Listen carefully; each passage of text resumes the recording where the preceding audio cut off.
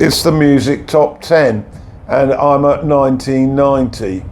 As you know, I'm indulging in my nostalgia with my record collection, and I'm doing these podcasts as part of my top 10, just so you can get a bit of a taste on what music turns me on and has turned me on in the past. So let's get started. At number 10, Fresh Evidence by Rory Gallagher. We sadly lost Gallagher in the 90s after that botched liver transplant. I saw him many times. If you want blues and rock guitar and you want passion, Rory was your man. Great album this, Ghost Blues. Heaven's Gate is a real cracking song, and Middle Name, and I love the loop. At 9, Stolen Moments by John Hiatt. Now, I only recently got into John Hiatt, and he's a sort of country blues aficionado, and this is a beautiful album with beautiful songs, listening to old voices. 30 Years of Tears. I love Bring Back Your Love to Me, and the last choice on this one, Real Fine Love. John's got a way of getting his band super tight, and this country style rock, he's got it tied up. On to 8, Usanador Set. This really was the first album that really sold well in Europe, although it's still very much part of the Mabalak's rhythms of Senegal, which is where Youssou started his musical career.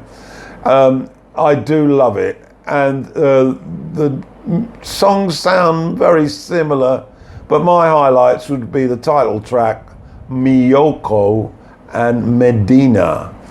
At number 7 is Room to Roam by the Waterboys. Mike Scott really went down the Irish fiddle road on this, and there's lots of jaunty, shanty type songs on this album. It's lovely to listen to, and it shows clearly his Celtic roots.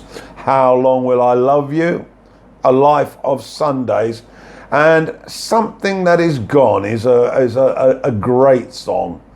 And A Man Is in Love, a slower sort of ballady song with some excellent violin. At 6, The Lars. This was their first album. I think they did a few others, but this one sold in buckets, and it had a very appealing sort of sound, reminiscent of maybe the Byrds and some of the Manchester bands, and it was easy to sing along to. There She Goes was a very big single hit for them, but I like Timeless Melody and Liberty Ship. Great first outing. Nothing happened after that. At 5, Rhythm of the Saints by Paul Simon. Now, Paul had recently had that huge hit with Graceland, and it was going to be difficult to match this, but this continued the sort of world music theme for Paul with that South African slant, and it's a very enjoyable album. The title track is worth the entrance fee itself, but I also liked The Coast and Proof. At 4, Adrian Belew, Young Lions. This guy has done all that he's had to do supporting the greats. He's played with Talking Heads, he's played with King Crimson, he also did a slot with David Bowie, but he also makes his own albums, and this is one of the best ones. Young Lions. Some excellent songs on this. Pretty Pink Rose, Men Alone in Helicopters, and Not Alone Anymore. At 3, Boner Drag by Morrissey. This is the second album in his solo career, and although it ain't quite up there with the debut, there's still some brilliant songs on here. Last of the International Playboy stands out, as does Disappointed, and November Spawned a Monster. At 2, it's Robert Plant, Manic Nirvana. Now, Robert had been releasing solo albums for some time, but they all sounded pretty good, but nothing really stood out. Well, with Manic Nirvana, it did. It was a cracking rock album, littered with sort of Zeppelin influences, but not Led Zeppelin. He put his own little special chink on them all. The best are Liar's Dance, I Cried, Anniversary, Nirvana, and my favourite, Big Love. So it's up to number 1, my best album of number 1.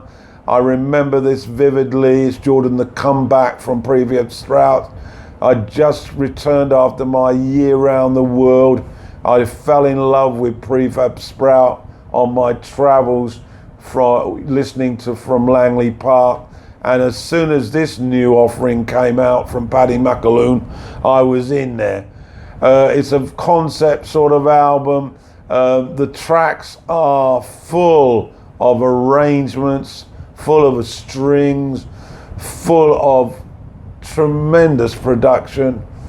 Tracks tend to lock into each other, but the best of them, Doo Wop in Harlem, which is quite mind-blowing.